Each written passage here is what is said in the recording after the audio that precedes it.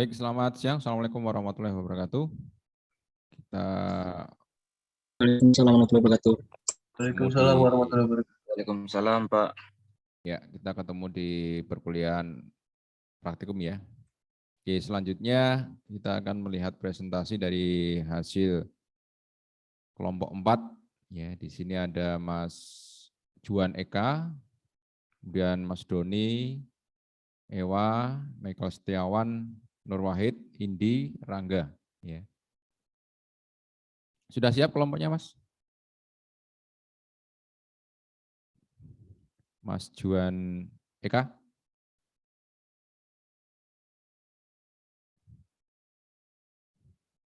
Halo, bisa dengar suara saya?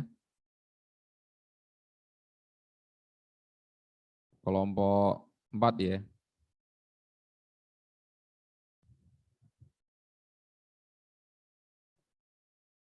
Untuk kelompok 4 anggotanya mana ya?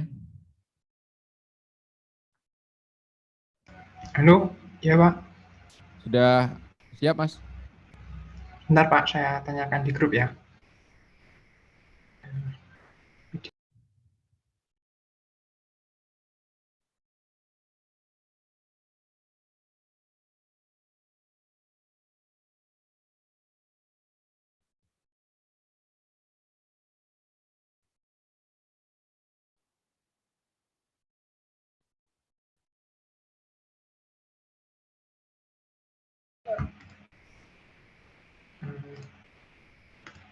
Sudah? Sebentar, proses. Oke, silakan dimulai ya.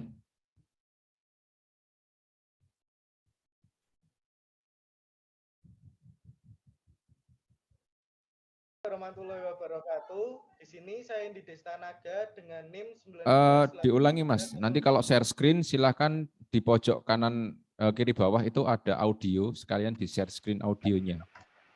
Biar nanti audionya bisa masuk. Sudah sih Pak. Ini suaranya kecil banget. 399 akan mempresentasikan mengenai Azure dengan saudara. Saya Sudah maksimal ini. Warahmatullahi wabarakatuh.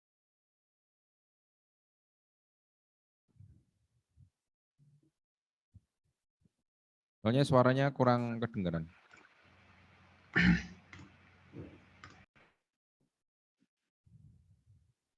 Wabarakatuh. Di sini saya Indi Destanaga dengan NIM 19830399 akan mempresentasikan mengenai Azure dengan saudara. Saya Ewa Prasetya dengan NIM 19830371. Dan saya Juan Eka Saputra dengan NIM 19830387. Yang pertama akan saya bahas mengenai apa itu kontrol akses berbasis peran Azure atau bisa kita bilang Azure RBAC. Manajemen akses untuk sumber daya cloud adalah fungsi penting untuk setiap organisasi yang menggunakan cloud. Kontrol akses berbasis peran Azure atau Azure RBAC membantu Anda mengelola siapa yang memiliki akses ke sumber daya Azure, apa yang dapat mereka lakukan dengan sumber daya tersebut, dan area apa saja yang mereka akses. Azure RBAC adalah sistem otorisasi yang dibangun di Azure Resource Manager yang menyediakan manajemen akses detail untuk sumber daya Azure. Lalu, apa yang dapat dilakukan detail untuk sumber daya Azure? Lalu, apa yang dapat dilakukan dengan Azure RBAC? Berikut ini beberapa contoh yang dapat dilakukan dengan Azure RBAC. Yang pertama, izinkan satu pengguna untuk mengelola mesin virtual dalam langganan dan pengguna lain untuk mengelola jaringan virtual. Kedua, izinkan grup DBA untuk mengelola database SQL dalam langganan. Tiga, izinkan pengguna untuk mengelola sumber daya dalam grup sumber daya seperti mesin virtual, situs web, dan subnet. Yang keempat, izinkan Masuk, aplikasi mengakses Masih jauh semua 300. sumber daya dalam grup sumber daya. Cara kerja Azure RBAC. Cara Anda mengontrol akses ke sumber daya menggunakan Azure RBAC adalah dengan menetapkan peran Azure. Ini adalah konsep kunci yang harus dipahami. Begitulah cara izin ditegakkan.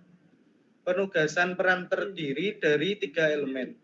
Prinsip keamanan, definisi peran, dan ruang lingkup. Kepala keamanan atau security principle. Prinsip keamanan adalah objek yang mewakili pengguna, grup, prinsip layanan, atau identitas terkelola yang meminta akses ke sumber daya Azure. Anda dapat menetapkan peran ke salah satu prinsip keamanan ini, yaitu ada user, group, service principle, management identity. Role definition. Role definition adalah kumpulan izin. Ini biasanya hanya disebut definition mencantumkan tindakan yang dapat dilakukan seperti membaca, menulis, dan menghapus. Peran bisa tingkat tinggi, memiliki seperti pemilik atau spesifik, seperti pembaca mesin virtual. Azure menyertakan beberapa peran bawaan yang dapat Anda gunakan. Misalnya, peran kontributor mesin virtual memungkinkan pengguna untuk membuat dan mengelola mesin virtual. Jika peran bawaan tidak memenuhi kebutuhan spesifik organisasi Anda dapat membuat peran custom Azure Anda sendiri. Selanjutnya akan diteruskan oleh Saudara Ewa Prasaja Ditya. Baik, saya Ewa Prasaditya ingin melanjutkan mengenai skop. Skop adalah kumpulan sumber daya yang aksesnya berlaku. Saat Anda menetapkan peran, Anda dapat membatasi lebih lanjut tindakan yang diizinkan dengan menentukan cakupan. Ini berguna jika Anda ingin menjadikan seseorang sebagai kontributor situs web, tetapi hanya untuk satu grup sumber daya. Di Azure, Anda dapat menentukan cakupan di empat tingkat: grup manajemen, langganan, grup sumber daya, atau sumber daya. Lingkungan terstruktur dalam hubungan orang tua anak, Anda dapat menetapkan peran di salah satu tingkat cakupan ini. Ada manajemen group, subscription, resource group, dan resource. Lalu tugas peran atau role assignment. Penetapan peran adalah proses melampirkan definisi peran ke pengguna, grup, prinsipal layanan, atau identitas terkelola pada lingkup tertentu untuk tujuan pemberian akses. Akses diberikan dengan membuat penetapan peran, dan akses dicabut dengan menghapus penetapan peran. Diagram berikut menunjukkan contoh penugasan peran. Dalam contoh ini, grup pemasaran telah diberi peran kontributor untuk grup sumber daya penjualan farmasi. Ini berarti bahwa pengguna di grup pemasaran dapat membuat atau mengelola sumber daya Azure apapun di grup sumber daya penjualan farmasi. Pengguna pemasaran tidak memiliki akses ke sumber daya di luar grup sumber daya penjualan farmasi, kecuali jika mereka adalah bagian dari penetapan peran lain. Lalu, grup. Penetapan peran bersifat transitif untuk grup yang berarti bahwa jika pengguna adalah anggota grup dan grup tersebut adalah anggota grup lain yang memiliki penetapan peran, pengguna akan memiliki izin dalam penetapan peran. Lalu multiple role assignment. Jadi apa yang terjadi jika Anda memiliki beberapa tugas peran yang tumpang tindih? Azure RBAC adalah modal tambahan. Jadi izin efektif Anda adalah jumlah dari penetapan peran Anda. Pertimbangkan contoh berikut di mana pengguna diberikan peran kontributor di cakupan langganan dan peran pembaca di grup sumber daya. Jumlah izin kontributor dan izin pembaca secara efektif merupakan peran kontributor untuk langganan. Oleh karena itu, dalam hal ini, penetapan peran pembaca tidak berdampak. Lalu, deny assignment. Sebelumnya, Azure RBAC adalah model yang hanya diizinkan tanpa penolakan. Tetapi, sekarang Azure RBAC mendukung tugas penolakan dengan cara yang terbatas, mirip dengan penugasan peran.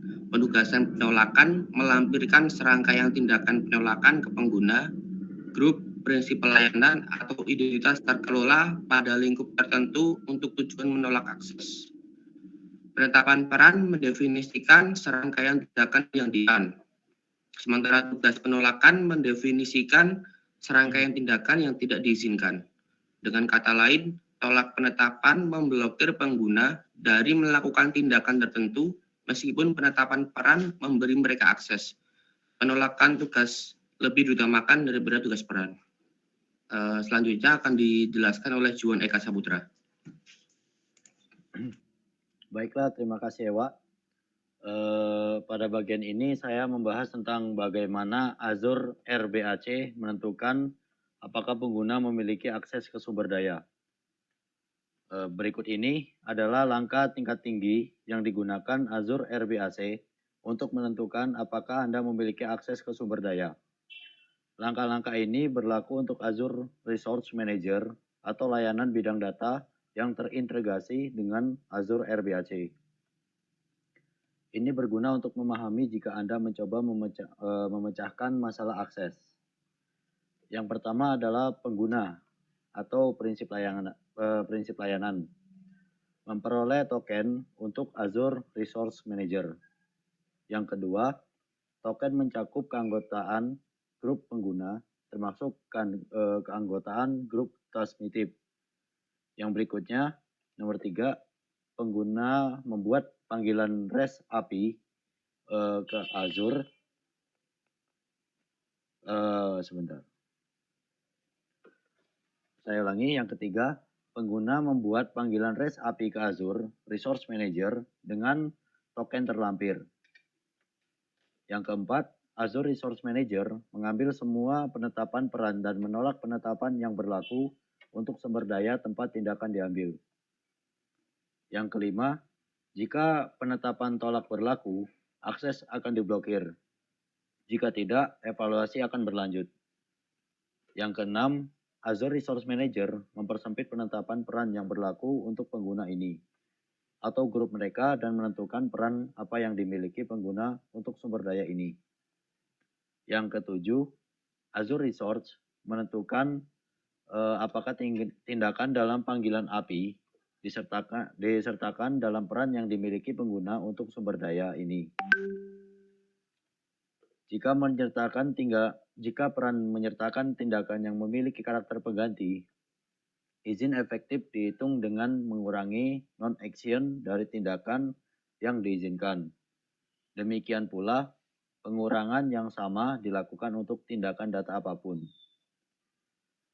Yang kedelapan, jika pengguna tidak memiliki peran dengan tindakan pada cakupan yang diminta, akses tidak diizinkan. Jika tidak, kondisi apapun akan dievaluasi. Yang kesembilan, jika penugasan peran mencakup kondisi, mereka dievaluasi. Jika tidak, akses diizinkan.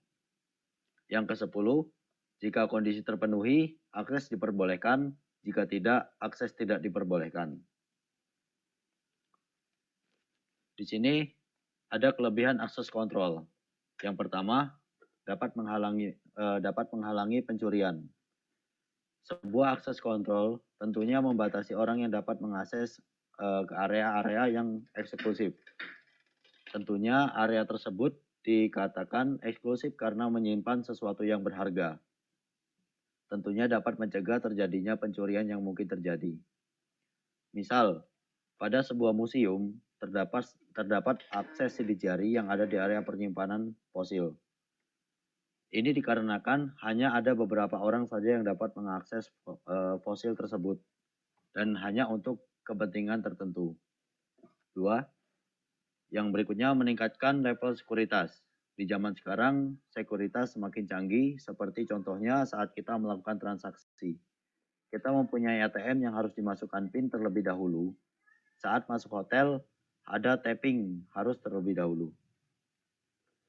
Contoh di kehidupan nyata akses kontrol. Yang pertama PIN ATM, yang kedua tapping absen, yang ketiga tapping kamar hotel, dan terakhir sensor sidik jari.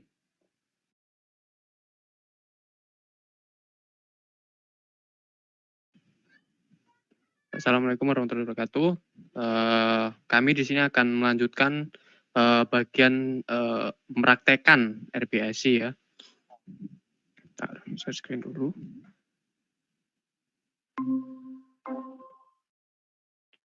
Pertama, di sini saya akan membuat role-nya dulu. Kita ke resource group. Sini sebelumnya sudah dibuat resource group bernama RBIC. Nah, masuk, kita klik RBIC-nya. Selanjutnya kita klik access control IAM. Nah, di sini lanjut ke roles, lalu add. Nah, di add ini ada 3 yang saya akan coba praktekkan hari ini. Add custom role, itu berarti custom ya. Nah, di sini kita kasih nama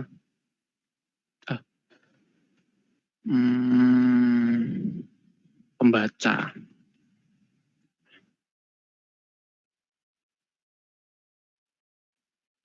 Di sini ada pada baseline permission ini ada 3. Yang pertama clone a role. Ini artinya kita cukup mengcloning role yang sudah tersedia di Azure. Yang kedua ada start from scratch. Ini benar-benar mulai dari awal. Mulai dari pembuatan role-nya, lalu permission-nya kita buat sendiri.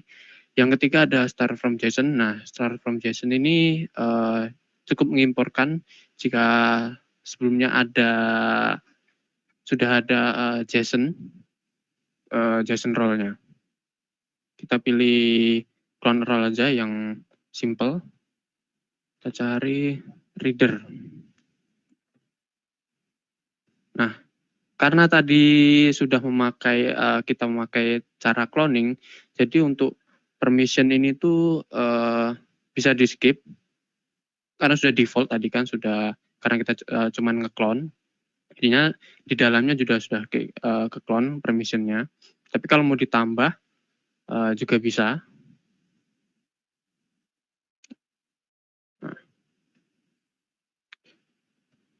Langsung ke Actional Scopes. Di Actional Scope ini juga sudah langsung tertuju ke RBIC karena kita buatnya langsung ke resource group-nya ya. Nah, tapi kalau mau ditambah juga boleh. Bisa cari resource group. Nah, nanti akan muncul di sini.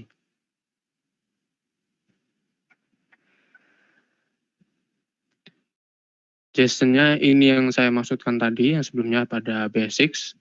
Jika ini bisa di-download-nya. Jadi, kalau misalnya ada yang sudah mendownload dan ingin menyuruh orang untuk membuatnya lagi, cukup kirim ini saja, nanti bakal ke import JSON tadi. Lanjut ke review and grade. Nah, tinggal review. Review tinggal grade. The same name.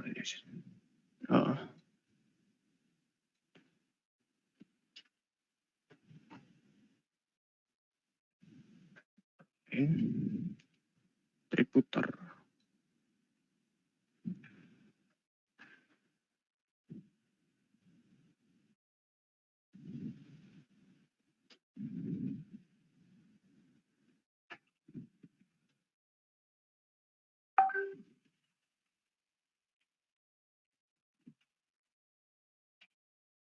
Great. Oke. Untuk melihatnya kita cukup ke roles ini tadi, kita cari yang sudah diberi nama tadi pihak ketiga. Nah, ini dia role-nya ya. Baiklah, itu bagian pembuatannya. Nanti untuk bagian memasukkan akun, memasukkan role pada akun Azure itu akan dilanjutkan oleh Saudara Rangga. Dari sini saya akan melanjutkan Mas Robi tadi memberikan role pada member, saya akan masuk ke RBAC lalu ke kontrol akses. Setelah itu saya akan tambahkan penetapan peran.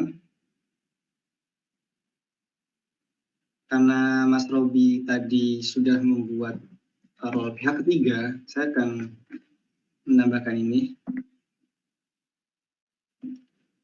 Pilih anggota, dan memilih Mas Michael. Sini ya, pilih. Lalu saya akan klik tinjau dan tetapkan.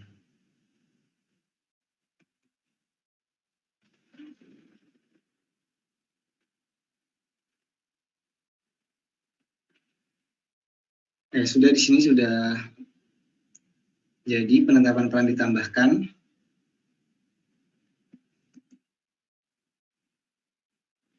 Dan sudah ada. Oke, monggo dilanjutkan untuk Mas Doni. Oke, di sini akan melanjutkan materi yang pemberian role dari Mas Rangga tadi. Di sini saya akan menginvite Mas Michael agar dapat mengakses RBAC-nya di email lain. Kita klik akses kontrol dulu, lalu role assessment. Nah, tunggu sebentar. Nah, kita klik emailnya Mas Michael yang kiri ya. Nah, kemudian kita pilih my next, lalu invite yes, desain yes. Tunggu sebentar. Nah, sudah berhasil, sukses ya itu di pojok kanan atas. Nah, untuk benarkah Mas Michael dapat mengaksesnya, kita akan dilanjutkan oleh Mas Michael di emailnya. Oke, saya berikan oleh Mas Michael. Baik, saya akan menunjukkan hasil invitannya tadi ya. Jadi dapat dilihat pada email pribadi saya ini, ada invitan ya. Tapi sebelum kita menerima invitannya, mari kita buka Azure-nya terlebih dahulu untuk mengetahui apa perbedaannya. Jadi di sini kan akun Microsoft Azure saya ya pribadi, ini tidak ada kreditnya sama sekali, jadi otomatis saya tidak bisa mengambil langganan apa-apa ya, mau penyimpanan atau apapun. Dan kita lihat di direktori. Dapat dilihat di sini bahwa direktorinya hanya satu ya, default directory. Ya ini berada pada akun Gmail saya sendiri. Lalu kita akan menerima invitation-nya.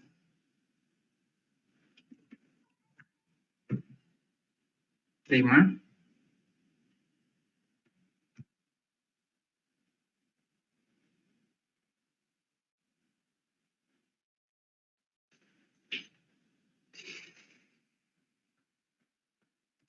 Ya, ini tadi belum saya refresh ya. Jadi tampilannya tadi sebelum menerima invitation seperti ini.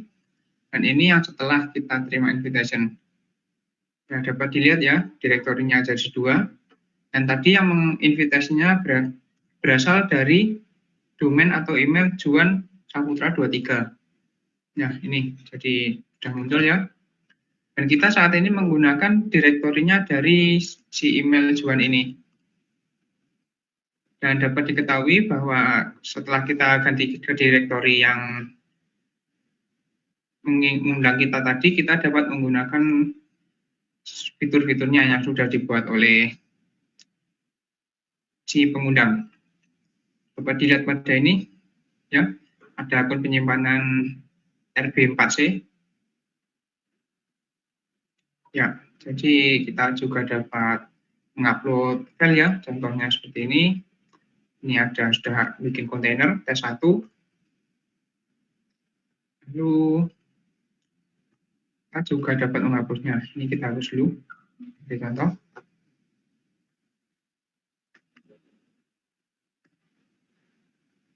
Ya, lalu kita coba pilih upload.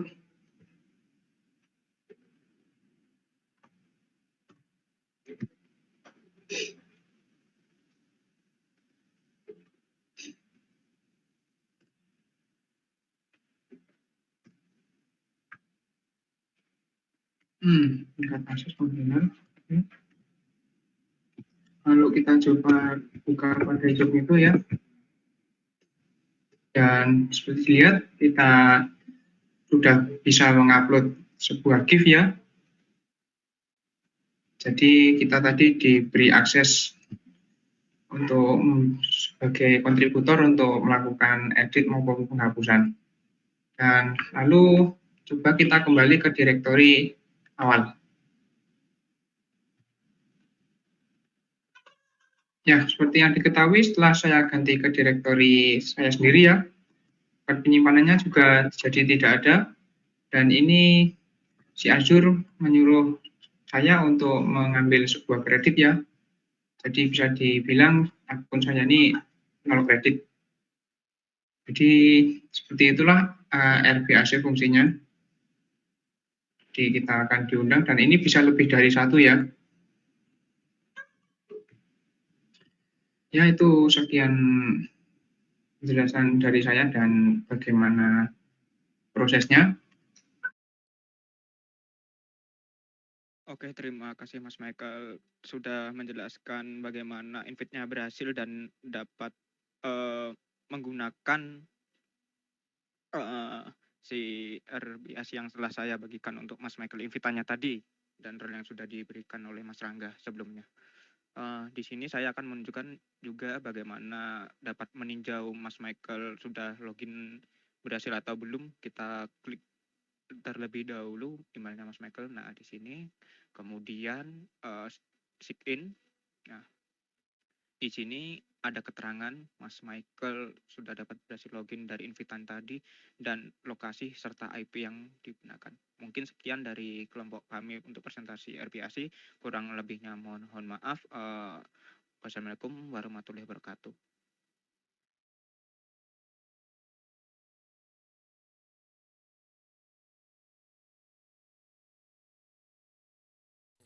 Udah cukup berarti ya. Ya, mungkin share screen-nya bisa dimatikan. Baik, untuk Active Directory ini memang sangat membantu sekali ya. Dimana kalau kita itu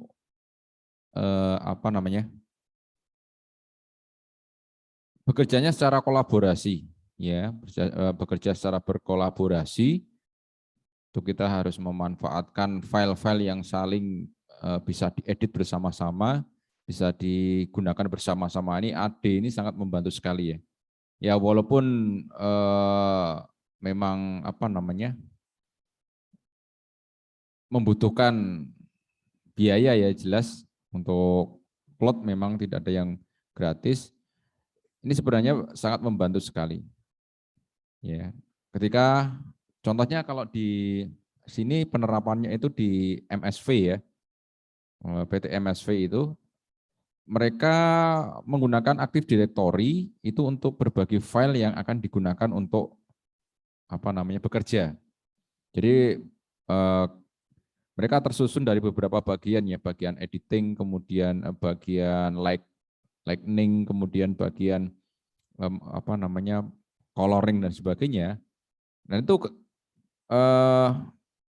masing-masing file yaitu ditempatkan di direktori yang sesuai. Jadi bagian coloring ya, kalau nanti filenya sudah selesai itu akan dipindah ke bagian lainnya. Nah, itu dikerjakan bareng-bareng dan sebagainya, itu sangat membantu sekali dengan adanya menggunakan Active Directory ini. Dan Active Directory ini juga dapat membatasi hak akses. Ya, di mana hanya orang-orang tertentu yang bisa diberikan akses untuk mengakses direktori tersebut ya. Jadi mungkin yang di bagian coloring itu mereka tidak bisa mengakses ke bagian yang lain. Ya, takutnya apa? Takutnya nanti ada file yang mungkin tidak boleh diakses, ya itu akan diakses dan sebagainya.